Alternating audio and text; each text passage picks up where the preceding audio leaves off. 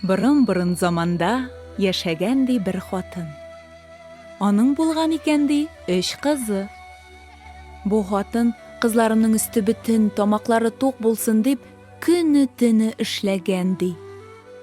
Менә кызлар үсеп буйга да җиткәннәр.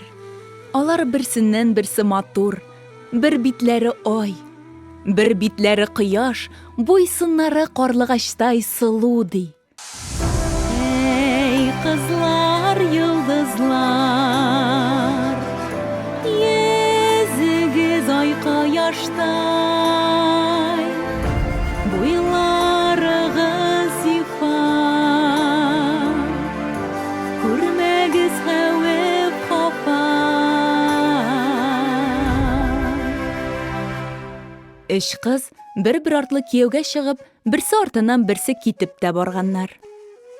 Менә 1 ел үткән, 2 ел, 3 ел, шулай матур гына яшәп ятканда, әниләре авырып киткән ди. Хатын күршесендә яшәүче тиен дустының ярдәм итүен сораган.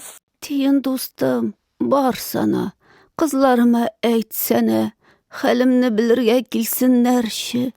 Тиен шунда ук кызларына хәбәр салырга дип чыгып йөгергән. Тиен барып тәрәзәгә какканда, олы кыз җизләгәннәр чистартып утыра ди. Хай, бик барыр идем дә бит.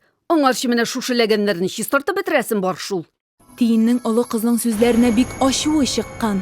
Алайса, син шушыләгәнеңнән мәңгегә аерылма. Тиеннең шулай дип әйтүе булган, олы кыз егылып, гөберле бакага әверелгән ди.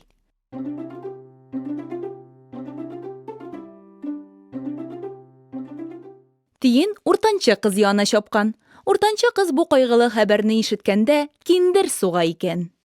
Хай, әнием янына хәзер үк чыгып йөгерер идем дә бит. Менә ярминкәгә киндер сугып өлгертәсем бар иде шул. Тиеннең тагын да ныграк ачуы килгән. Алайса, син гомерең буе киндер сугып кына тор. Шунда ук уртанчы кыз үрмәк күчкә әверелгән.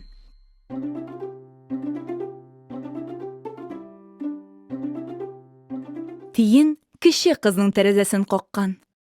Бу вакыт кызның камыр баскан чагы иде. Кыз бер сүз дә әйтмичә камырлы кулларында сөртеп тормаган, чыккан да әнисе янына йөгергән. Тиен кече кызга бик сокланган. И сөекле бала, гомер буе игелек күр, кешеләрне бәхетле ит, аларга куаныч та, юаныч та бул. Кешеләр дә сине сөярләр, синең яхшылыгыңны мәңге онытмаслар.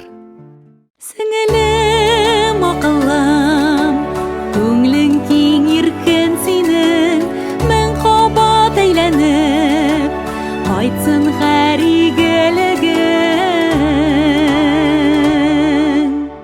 Кече кыз чыннан да бик рәхәт гомер кичергән. Халык та аны бик яраткан ди.